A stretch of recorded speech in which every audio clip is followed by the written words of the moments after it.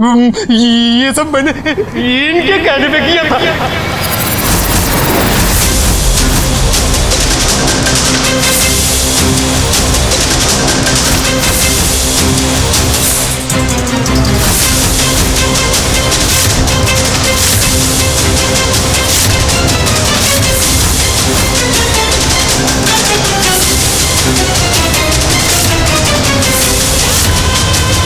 इन्होंने कहा था करने के लिए सब। दामिनी,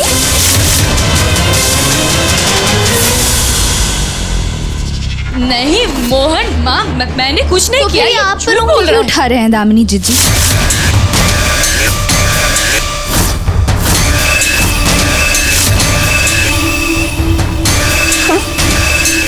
दामिनी चुप क्यों हो तुम? बोलो दामिनी। ये दामिनी पहले से ही ऐसी है, मुझे सिर्फ पहले से ही शक था। हे प्रभु, बिटिया, प्रभु, ये सब देखने से पहले इस विधवा की आंखें छीन क्यों नहीं तुमने?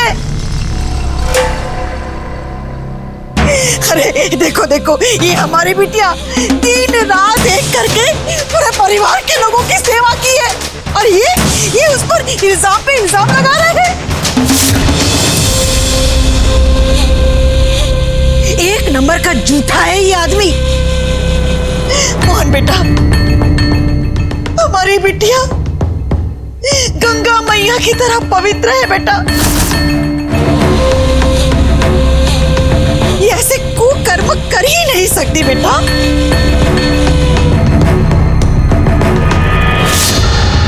दीदी, सच सच होता है।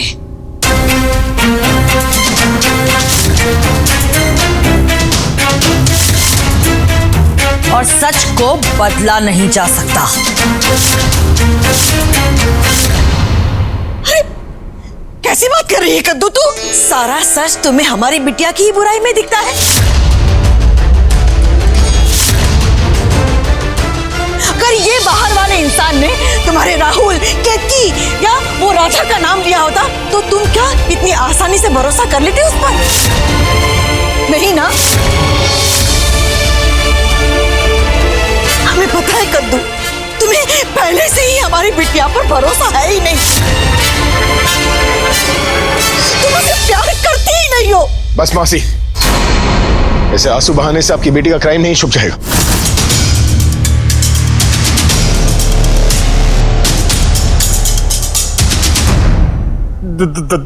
दामिनी नहीं,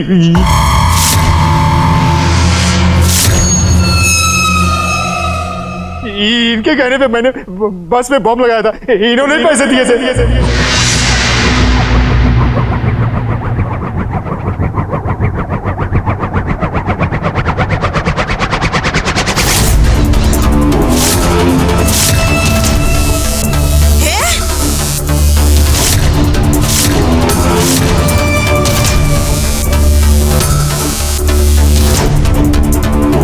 हवेली माँ से?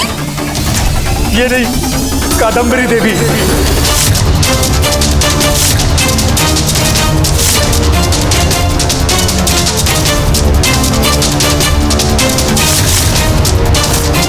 ये इन्हीं के कहने पे सब किया था।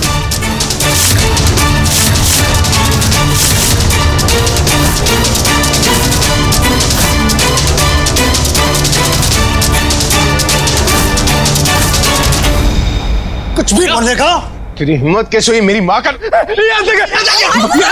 याद आ गया मुझे। ये भाई साहब, इन्होंने मुझे बुलाया था, चाट खाने के लिए बुलाया था गोल चौक वाले चौराहे पे।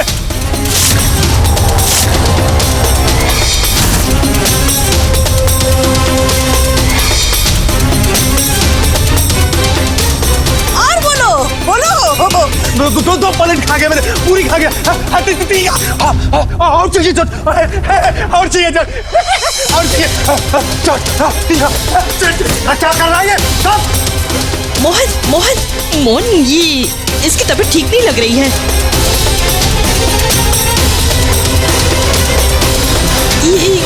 ये क्या हो रहा है इसे?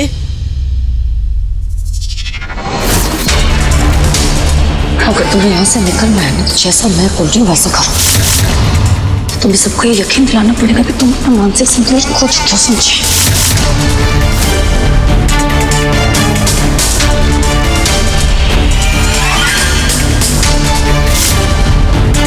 अरे डॉक्टर को बुलाओ। हम तो पहले ही कह रहे थे, क्यों भरोसा कर रही है इसकी बात पर? दीदी,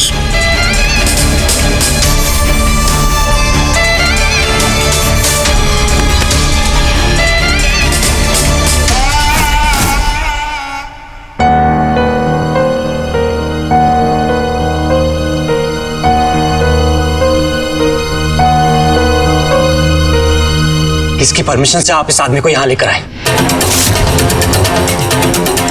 डिस्चार्ज पेपर्स हैं आपके पास?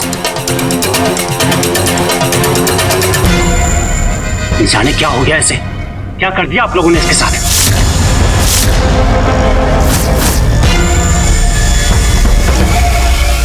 इंस्पेक्टर साहब, आपका काम कानून को फॉलो करना है या उसे तोड़ना? बिना डिस्चार्ज पेपर्स के आप इसे यहां कैसे ला सकते हैं? हाँ,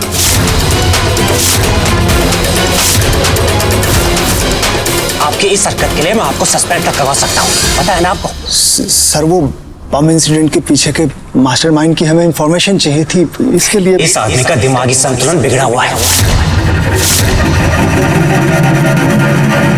इसकी किसी भी बात का विश्वास नहीं किया जा सकता और ना ही इसके स्टेटमेंट को कोर्ट में एक्सेप्ट किया जा सकता है।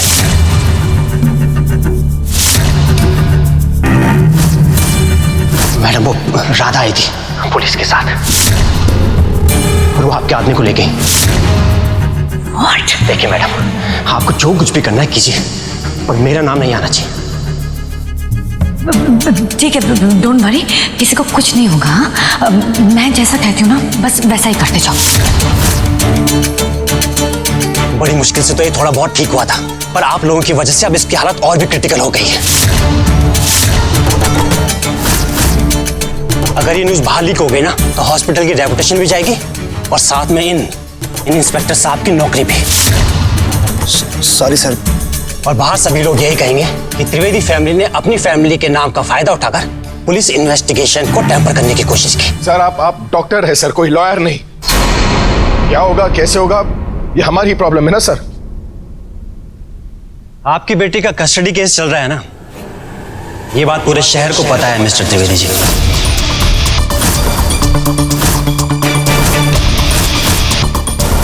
और अगर गलती से भी ये आज की बात लीक हो गई ना, तो आपका नाम आएगा क्रिमिनल केस में।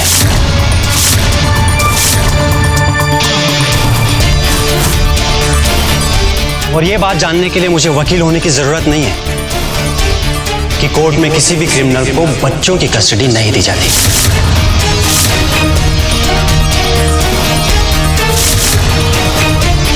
ये दवाई डॉक्टर ने मोहन की दुखती रख। दामिनी, तू चल, तेरी पलाइयां लेंगे हम। अब मामला जमाया है तूने। वाह। डॉक्टर साहब, गुनगुन का कोर्ट वाला केस और इस आदमी का अपराध दोनों अलग अलग बात है। हम उन दोनों को जोड़ कैसे सकते हैं? नहीं राधा, डॉक्टर सही कह रहे हैं। उनकी कस्टडी का केस बहुत डेलिकेट है, कब कौन सी बात क्या असर कर दे हमें नहीं पता ना।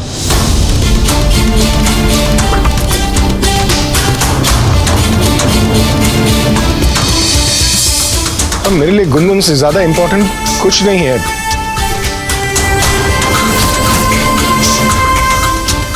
सर, आप इसे ले जाइए, ठीक से इलाज करवाइए, लेकिन रिक्वेस्ट है आपसे, प्लीज ये बात बाहर नहीं आनी चाहिए।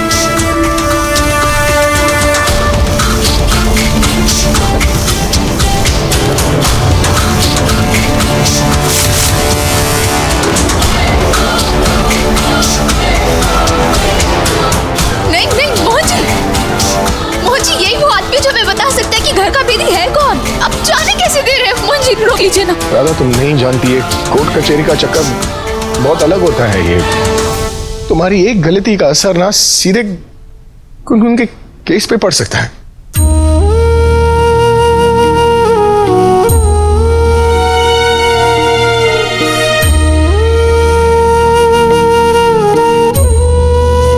उसे यहाँ पर लाने से पहले तुम माँ को बता देती, मुझे बता देती, सीधे उससे।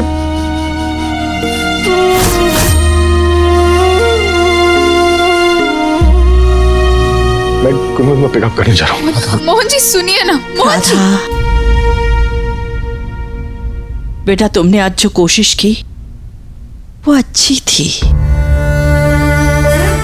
तुम्हारी नीयत अच्छी थी। कई बार अच्छी नीयत से की हुई चीज का असर बुरा हो जाता है। जोश में होश नहीं खोना चाहिए बेटा। हमारी एक छोटी सी गलती हमें हमारी गुनगुन से दूर कर सकती है।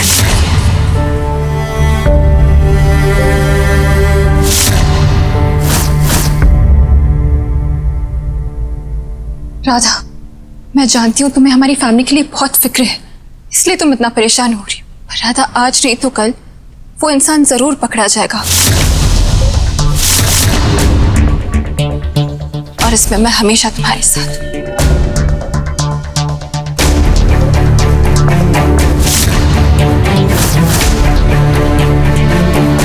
चलिए मंदिर चलते हैं। दीदी हम तो पहले जाएंगे।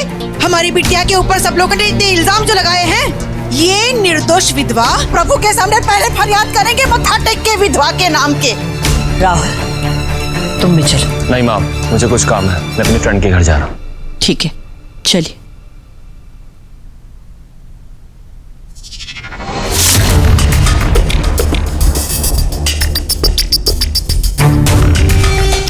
रुकिए दामिनी जीजी,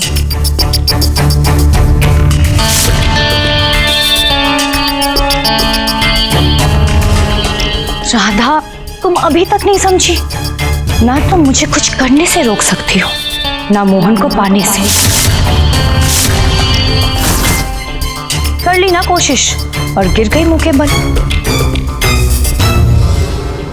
युद्ध में तो बड़े से बड़े योद्धा गिर जाते हैं दामिनी जीजी,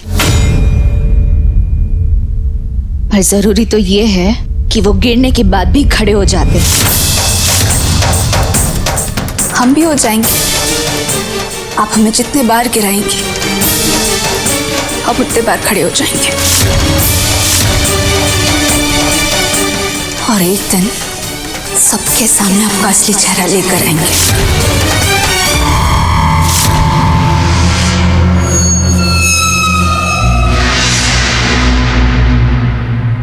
गुड लॉर्ड राधा, तुम कितनी फनी हो। ऐसा कुछ भी नहीं होगा राधा, दिमाग आधा। अब दामिनी का दिमाग मैच करना तुम्हारी बस की बात तो है ही नहीं। अब तुम उस आदमी को उठाकर तो यहाँ तक ले आई, लेकिन डॉक्टर को भूल गए। वो भी तो मेरा ही आदमी है।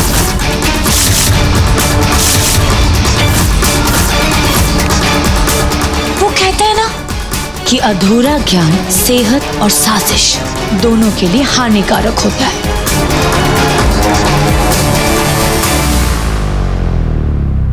अति न किसी भी चीज की अच्छी नहीं होती दामिनी जीजी, आत्मविश्वास की भी नहीं। अब देखिए ना, आप किस आत्मविश्वास की अति ने आपसे क्या बुलवा दिया।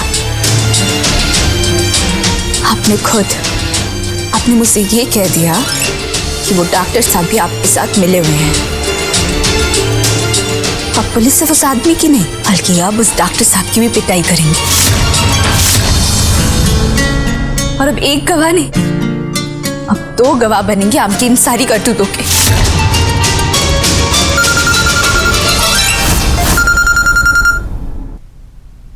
Hello, good.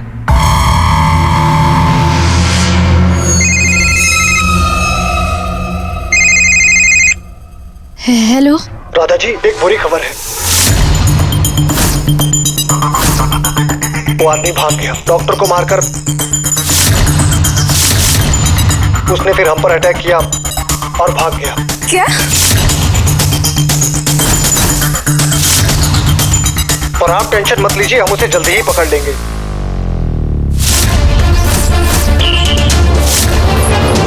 क्या हुआ राधा?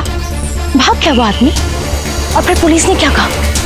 पुलिस क्या ही कहेगी, यही ना कि आप टेंशन मत लीजिए, हम जल्द से जल्द उसे पकड़ लेंगे, ब्ला ब्ला ब्ला। डॉक्टर को मार के ही भागा है ना। अब कर लो जितनी कोशिश करनी है, वो आदमी तो तुम्हारे हाथ कभी नहीं लगेगा, और अब उस डॉक्टर को भी कोई कुछ नहीं कह सकता। तो मुझे गिल्टी प्रूव करने का पहला और आखिरी मौका गया तुम्हारे हाथ से। Welcome to Mohan and Damini's wedding Radha. मेरा प्यार जीत गया, तुम हार गए। प्यार, इसे आप प्यार कहती है दामिनी जी? इसे प्यार कहकर ना प्यार को पाप मत बनाइए आप। जिससे प्यार होता है ना, उसे कष्ट देने से पहले खुद का प्राण त्यागने का मन करता है। और आप तो मोहन जी का जीवन ही खतरे में डाल दिया। ये है आपका प्यार? हाँ राधा, यही है मेरा प्यार, बिल्कुल ऐसा ही है। मोहन को पाने के लिए ना मैं खुद मोहन की जान भी खतरे में डाल सकती हूँ।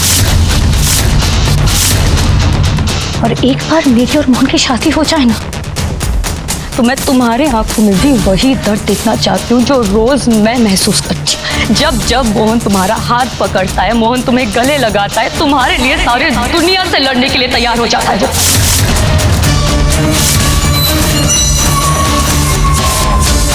और गुनगुन का क्या है? एक बार मोहन और मेरी शादी हो गई तो क्या पता वो फिर से बोरवेल में गिर जाए, या उसे करंट लग जाए, या फिर वो खुद आग में कूद जाए। बस दामिनी, दामिनी जी।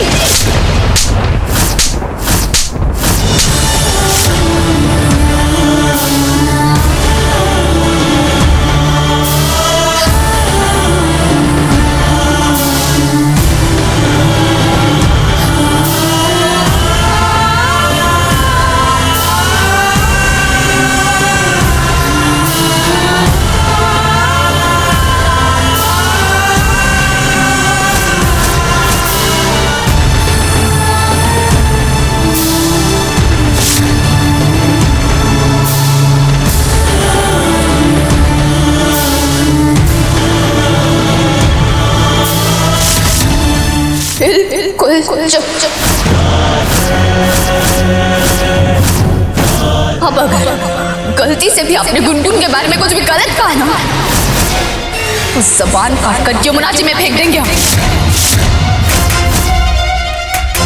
जब तक आप हमारे और मोहन जी के प्रेम से चिढ़ रही थी, तब तक हमें कोई समस्या नहीं थी, लेकिन अब आपने हमारी गुनगुन को मारने की धमकी दी है, गुनगुन की माँ को। और माँ के सामने बच्चों को मारने की धमकी नहीं दिया करते। अब अगर गलती से भी आपने कभी अपने सपने में भी गुनगुन को हाथ लगाने के बारे में सोचा ना, और बाकी बिहार जी की कसम, थप्पड़ नहीं मार ही डालेंगे आपको।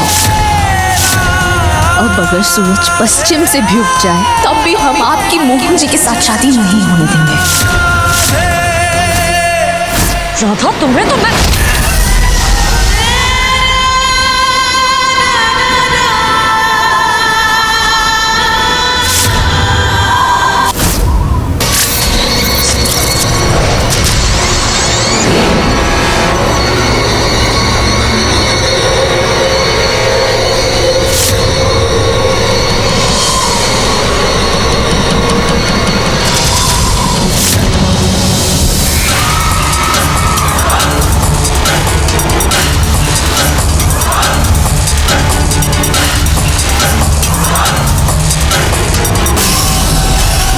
और इस काम में मैं तुम्हारे साथ हूँ राधा।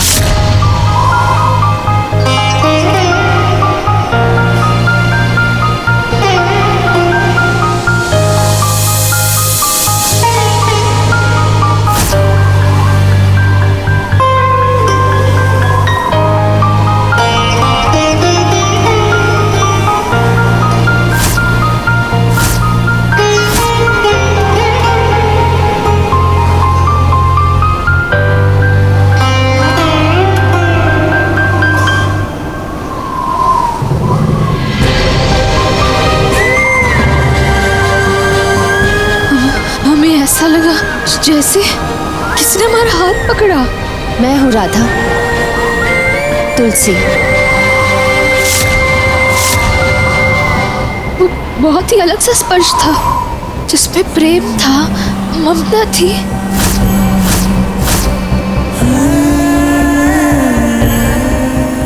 ओ नो, तुलसी राधा को अपने होने का एहसास दिला रही है। मैं ऐसा होने नहीं दे सकती।